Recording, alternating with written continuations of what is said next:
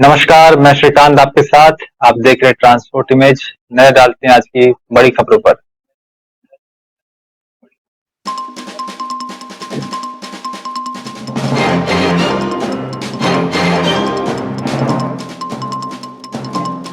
खालिस्तानी आतंकी गुरपंत ने ली तारनतार grenade attack की जिम्मेदारी। डीजीपी बोले, हम दावे की जांच करेंगे।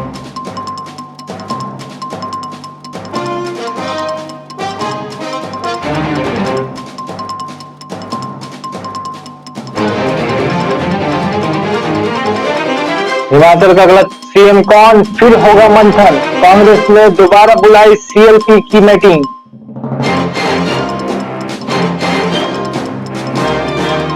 बिहार में महागठबंधन के लिए एमओ फैक्टर बना जी का जंजाल। कुडनी चुनाव में दिखा इसका असर।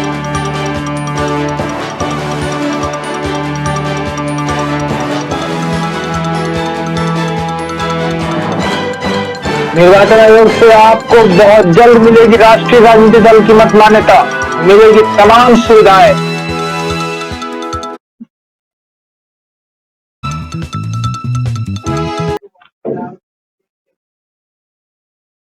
आइए नजर डालते हैं खबरों विस्तार से। पंजाब में तरन जिले के सरहाली पुलिस स्टेशन पर हुए रॉकेट प्रोपेल्ड ग्रेनेड हमले की जिम्मेदारी खालिस्तानी आतंकी और प्रतिबंधित संगठन सिख प्रमुख गुरपंत सिंह पन्नू ने ली है। उसने धमकी देते हुए कहा कि पंजाब के घर घर में हमने रॉकेट लॉन्चर पहुंचा दिए हैं। पंजाब के मुख्यमंत्री और डीजीपी को दी गई चेतावनी में आतंकी गुरपंत ने कहा कि आगे भी इस तरह के और हमले होंगे। पंजाब के डीजीपी गौरव यादव ने गुरपंत सिंह पन्नू के इस दावे पर अपनी प्रतिक्रिया में कहा है कि हम एसएफजी के दावे की जांच करेंगे। हम सभी एंगल से मामले की जांच कर रहे हैं। वहीं पाकिस्तानी हैंडलर्स और ऑपरेटर्स वे तत्व जो यूरोप, उत्तरी अमेरिका में उनके संपर्क में हैं और उनके लिंक की जांच भी की जा रही है ताकि असली अपराधियों को जल्द गिरफ्तार किया जा सके। डीजीपी गौरव यादव ने कहा कि सीमा पार से पंजाब में इस साल करीब 200 ड्रोन क्रॉसिंग हुए हैं। पिछले एक महीने में कई ड्रोन को रोका गया है और हेरोइन सहित हथियार भी जब्त किए गए हैं। मेरा मानना है कि दुश्मन देश डरा हुआ है और ध्यान भटकाने के लिए रात में कायरतापूर्ण हमला कर रहा है।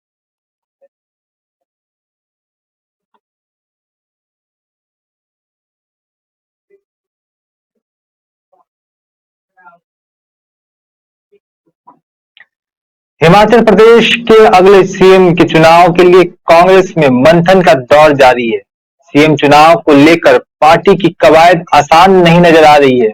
अब कांग्रेस ने एक बार फिर विधायक दल की मीटिंग बुलाई है।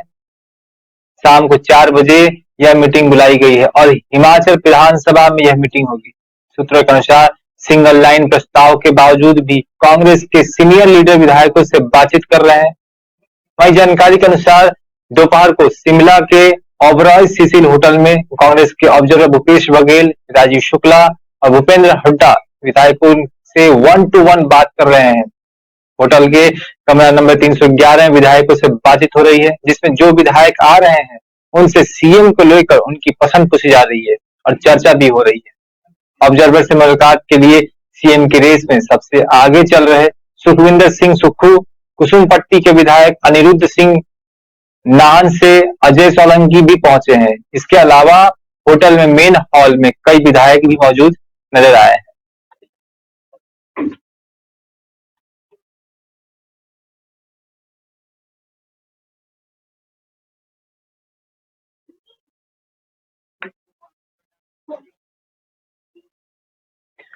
बिहार के कुडनी उपचुनाव ने राजनीति में एक नए फैक्टर को जन्म दिया है। यह फैक्टर है एमओ फैक्टर। राजनीतिक जानकारों को माने तो बिहार की सियासत में यह फैक्टर महागठबंधन के लिए खास तौर पर सिरदर्द साबित हो रहा है।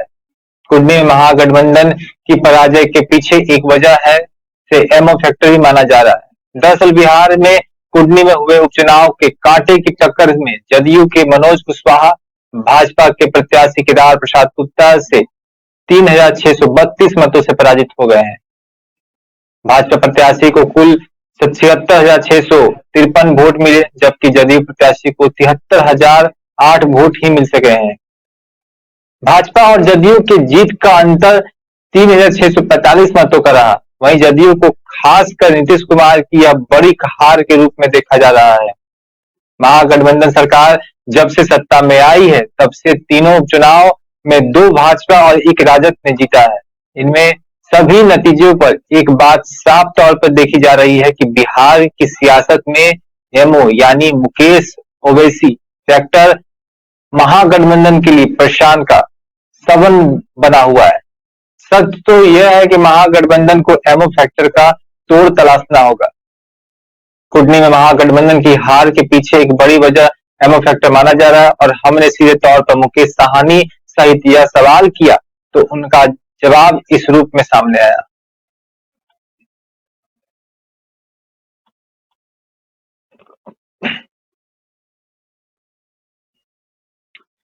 बाबा विश्वनाथ के शहर बनारस में गंगा पार रेत पर टेंट सिटी का काम तेजी से जारी है। नए साल यानी जनवरी महीने के पहले सप्ताह में पर्यटक ऐतिहासिक घाटों के सामने टेंट सिटी में लग्जरी सुविधाओं का आनंद ले सकेंगे। 80 से 100 मेगा घाट के सामने उस पार बसाई जा रही टेंट सिटी के लिए 100 एकड़ जमीन पर सुविधाएं विकसित की जा रही है। वहां से विकास प्राधिकरण यानी वीडीए सहित 13 विभाग इसे मूर्त रूप देने में जुट चुके हैं। इस टेंट सिटी को बसाने का काम 2 फर्मों को दिया गया है, जो कुल 600 टेंट्स का निर्माण करेगी। वहीं प्राधिकरण के उपाध्यक्ष अभिषेक गोयल ने बताया है कि इस टेंट सिटी में रिवर कॉटेज के साथ रेस्टोरेंट, बैंक्वेट हॉल, योग सेंटर, आर्ट गैलरी, क्राफ्ट बाजार सहित कई अन्य सुविधाएं भी होंगी। इसके अलावा यहाँ पर्यटक वाटर स्पोर्ट्स, कैमल और हॉर्स राइडिंग का मजा भी ले सकेंगे। इस टेंट सिटी में कई तरह के टेंट लगाए जाएंगे और सुविधाओं के हिसाब से किराया होगा। बताया जा रहा है कि 5,000 से 20,000 तक का किराया इसे तैयार करने वाली फर्में पर्यटक से वसूलेंगी।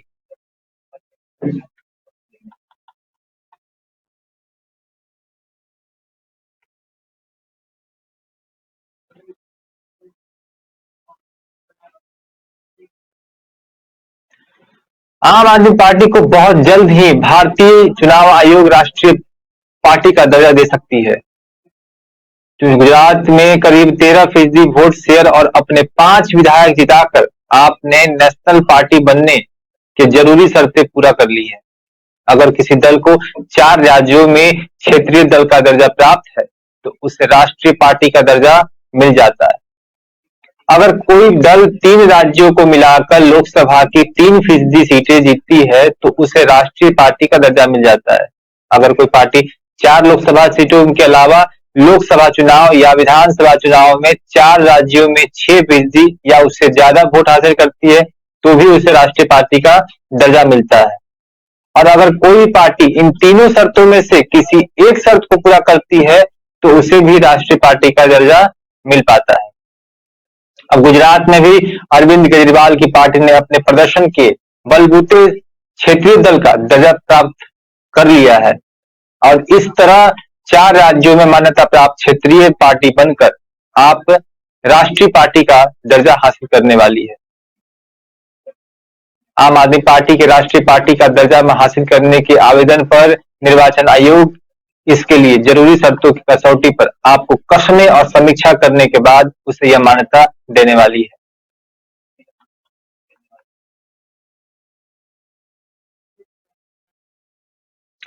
गुजरात चुनाव में प्रचंड जीत हासिल करने वाली भारतीय जनता पार्टी ने कंफर्म कर दिया है कि भूपेंद्र पटेल ही राज्य के मुख्यमंत्री होने वाले हैं।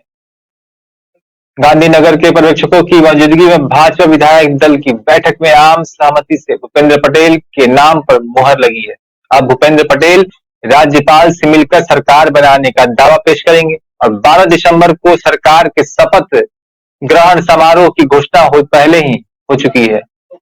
दरअसल गुजरात में आज भारतीय जनता पार्टी के नवनिर्वाचित विधायकों की बैठक हुई है, जिसमें विधायक दल के नए नेता का चुनाव किया गया और यह बैठक भाजपा के प्रदेश मुख्यालय कमलम में हुई है। विधायकों ने आम सहमति से भूपेंद्र पटेल के नाम की मुहर लगाई और भाजपा के केंद्रीय पर्यवेक्षक के तौर पर वरिष्ठ नेता राजनाथ सिंह, बीएस येदियुरप्पा और अर्जुन मुंडा बैठक में मौजूद थे। इससे पहले 60 साल के भूपेंद्र पटेल ने राज्य में नई सरकार बनाने का मार्ग प्रशस्त करने के लिए अपने पूरे मंत्रिमंडल के साथ बीते शुक्रवार को मुख्यमंत्री पद से इस्तीफा दिए थे। अब भाजपा ने हाल ही में संपन्न विधानसभा चुनाव में प्रचंड बहुमत से जीतकर गुजरात में अपना वर्चस्व लहराया है।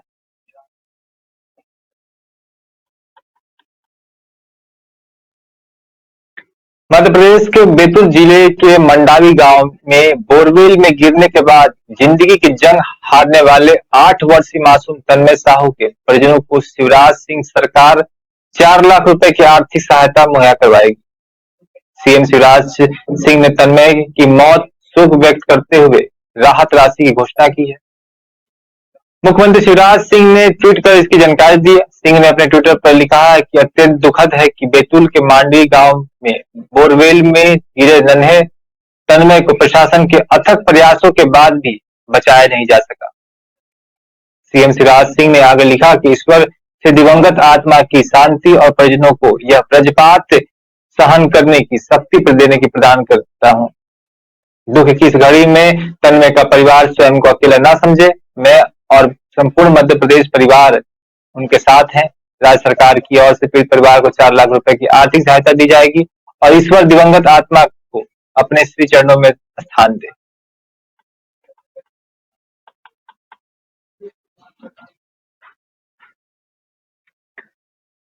कुंडली विधानसभा उपचुनाव में कांटे की टक्कर में महागठबंधन उम्मीदवार उमेश कुशवाहा की हार के बाद गठबंधन के अंदर हलचल तेज हो गई है।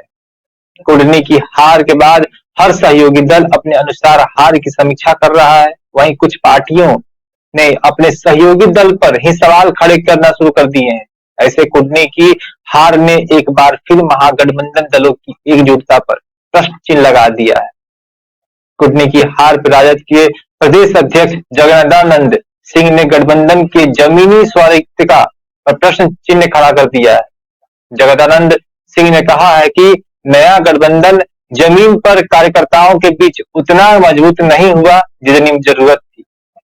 इसके लिए समय लगेगा और मेहनत करने की जरूरत है।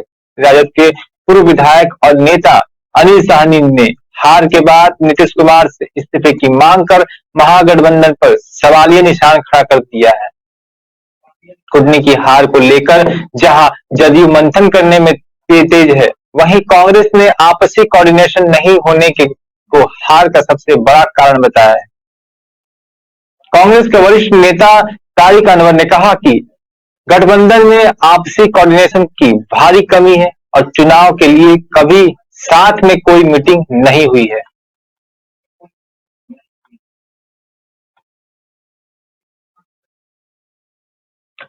वनडे सीरीज के बाद भारतीय टीम बांग्लादेश के खिलाफ 2 मैचों के टेस्ट सीरीज खेलेगी। सीरीज की शुरुआत 14 दिसंबर से होगी और भारतीय टीम के दिग्गज तेज गेंदबाज मोहम्मद शमी चोट के कारण इस सीरीज से बाहर हो गए। एक रिपोर्ट के अनुसार उनकी जगह हाल ही में विजय हजारे ट्रॉफी में सौराष्ट्र को चैंपियन बनाने वाले खिलाड़ी जयदेव उनादकट को शामिल किया जाएगा।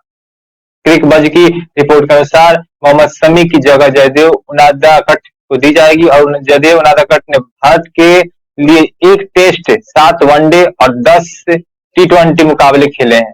इससे दौरान वह टेस्ट में एक भी विकेट नहीं ले सके हैं। उन्होंने वनडे में 7, 8 और T20 इंटरनेशनल 14 विकेट लिए।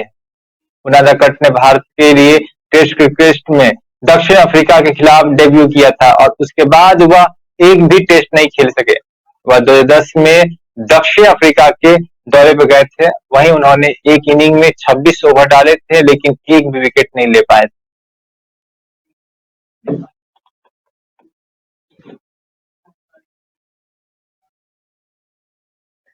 चक्रवात मेंडूस के कारण तमिलनाडु में भीषण तबाही का मंजर देखा गया। भारी बारिश से कई इलाकों में जल जमाव है। वहीं तेज हवा से कई पेड़ और दीवारें भी गिर गई हैं। इनके नीचे दबकर कई गाड़ियां चकनाचूर हो गई। चक्रवाती तूफान मेंडूस के कारण चेन्नई के टी नगर इलाके में एक दीवार गिर गई और उसके पास खड़ी 3 गाड़ियों को गंभीर नुकसान हुआ। बहरहाल इस घटना के वक्त कारों में कोई मौजूद नहीं था। आईएमडी के मुताबिक चक्रवाती तूफान मेंडूस उत्तरी तमिलनाडु तट पर टकराने के बाद कमजोर हो गया और इसके धीरे-धीरे कमजोर होने और शनिवार दोपहर तक पश्चिम उत्तर पश्चिम की ओर बढ़ने की संभावना है। इस तूफान ने बीते आधी रात के आसपास मल्लापुरम में दस्तक दी और राजधानी चेन्नई सहित तटीय तमिलनाडु के कुछ हिस्सों में तेज हवाएं और भारी बारिश करवाई। चक्रवात मेंडूस ने बीते आधी रात को तमिलनाडु के तट को दस्तक दी और भारतीय मौसम विभाग ने कहा इस विषय पर कि चक्रवात मेंडूस ने मल्लापुरम से शुक्रवार आधी रात के आसपास दस्तक दी और उससे तमिलनाडु तट के बढ़ते हुए कमजोर पड़ गया। चक्रवात मेंडूस के कारण चेन्नई के नुगमबक्कम इलाके में तेज हवा के कारण एक बड़ा पेड़ जड़ से उखड़ गया और बताया जाता है कि मेंडूस के इस असर से चेन्नई में 3 घंटे तक तेज हवाएं के कारण करीब 65 पेड़ उखड़ गए। बारिश चलते चेन्नई के निचले इलाकों में जल जमाव भी देखा गया है।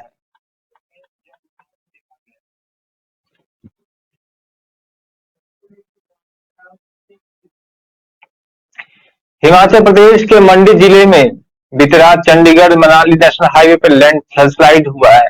12 घंटे बाद भी अब तक हाईवे नहीं खुल पाया। वहीं आज दोपहर के बाद हाईवे खुलने के आसार हैं। हाईवे को खोलने के लिए मशीनरी लगाई गई और जानकारी के अनुसार अनारस से देर रात लगभग 10 बजे चंडीगढ़ मनाली नेशनल हाईवे पर 4 मील के पास लैंडस्लाइड हुआ और अचानक पहाड़ी के नीचे काफी मात्रा में मलबा आ गया। गनीमत यह रही कि कोई जान माल का नुकसान नहीं हुआ और रात को मलबा हटाना संभव नहीं था और ऐसे में सुबह प्रशासन ने अब कंपनी के सहयोग से मलबा हटाने की मशीनरी लगाई। बताया जा रहा है कि तकरीबन दोपहर 12 बजे तक रास्ता खुल जाएगा, लेकिन अभी तक खुल नहीं पाया है। दोनों तरफ से वाहनों की लंबी कतारें देखने को मिली है। प्रशासन ने अभी सभी से आग्रह किया है कि जब तक नेशनल हाईवे बहाल नहीं होता तब तक वैकल्पिक मार्ग पंडो, गोहर और मंडी कटोला बजोरा का प्रयोग करें।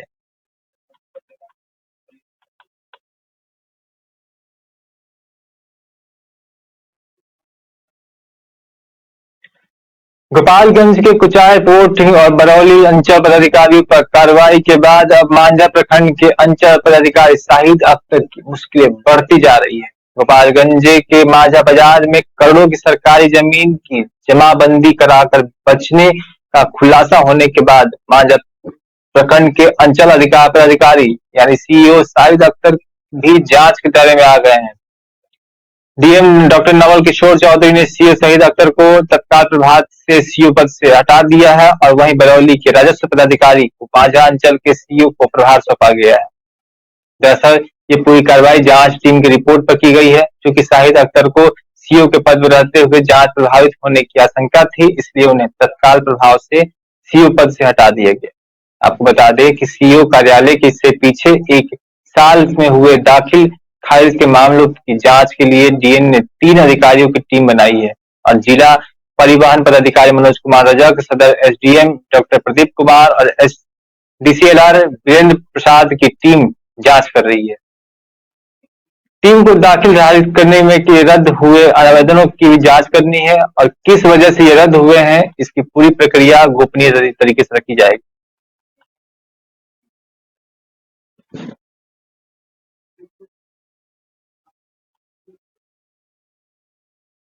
कतारा उन फिल्मों में से है जिसे देखने के लिए देश भर के कई मूवी लवर्स अब भी इंतजार कर रहे हैं और करोड़ों लोग इसे देख भी चुके हैं। हाल ही में फिल्म का हिंदी वर्जन ओटीटी पर रिलीज हुआ और अब उत्तर के लोग इसे घर बैठे देख रहे हैं, लेकिन दुर्भाग्य से एक मुस्लिम जोड़ों को धमकी दी गई कि और फिल्म न देखने के लिए कहा गया। यह घटना दक्षिण कन्नड़ जिले के सुलिया में सुनने को आई है। मुस्लिम कपल केरल के कॉलेज की स्टूडेंट और केवीसी इंस्टीट्यूट के स्टडीज कर रहे हैं। हाल ही में दोनों फिल्म देखने के लिए संतोष थिएटर आए थे, लेकिन लड़की को हिजाब पहने देखकर आसपास के दुकानदार ने मुस्लिम को युवक को सतर्क कर दिया, जिसने फिल्म देखने के पीछे कपल से सवाल भी किया। वहीं एक रिपोर्ट के अनुसार कंतार देखने के लिए एक ग्रुप द्वारा लड़के के साथ मारपीट भी की गई थी। बाद में एक शिकायत के मुताबिक उन्हें पता चला कि हमलावर हिंदू संस्कृति का समर्थन कर रहे थे। हालांकि मुस्लिम कपल बिना फिल्म देखे ही घर लौट गए हैं।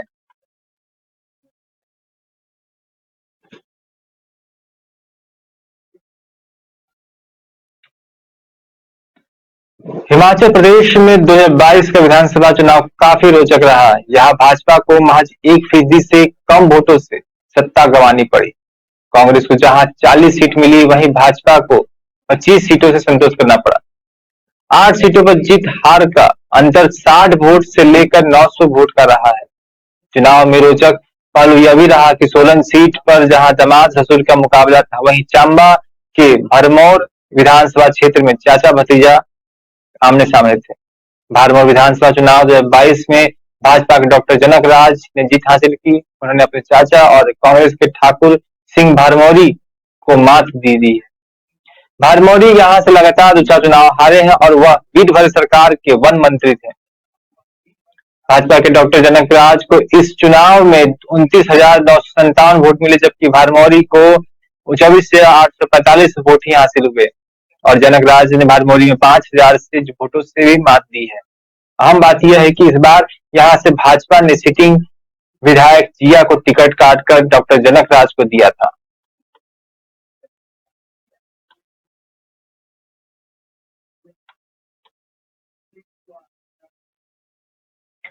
भारत में अगले साल होने जा रहे G20 समिट में रूसी राष्ट्रपति व्लादिमीर पुतिन के शामिल होने की काफी संभावना है। एक रिपोर्ट के अनुसार इस साल के G20 समिट से नदारद रहने वाले पुतिन अपने मित्र देश भारत द्वारा सितंबर 2023 में आयोजित किए जा रहे शिखर सम्मेलन में हिस्सा ले सकते हैं और G20 यानी शेरपा स्वेतलाला लुकासन ने बताया है कि रूस के राष्ट्रपति व्लादिमीर पुतिन के नई दिल्ली G20 शिखर सम्मेलन में भाग लेने की पूरी संभावना है। लुकास ने यह भी कहा कि निश्चित रूप से पुतिन G20 शिखर सम्मेलन में जाएंगे, लेकिन यह किसी भी मामले में उन्हें तय करना है। उन्होंने आगे यह भी कहा कि जब अगला शिखर सम्मेलन 1 वर्ष आगे है तो इसमें वह कुछ विशेष नहीं कर सकते, लेकिन संभावना है कि रूसी राष्ट्रपति सम्मेलन में शामिल होंगे और 1 दिसंबर को इंडोनेशिया से G20 की अध्यक्षता लेने के बाद भारत 2023 में 9 से 10 सितंबर को शिखर सम्मेलन आयोजित करने जा रहा है, जिसमें दुनिया भर के आर्थिक रूप से अहम माने जाने वाले 20 देशों के प्रमुख हिस्सा लेने वाले हैं।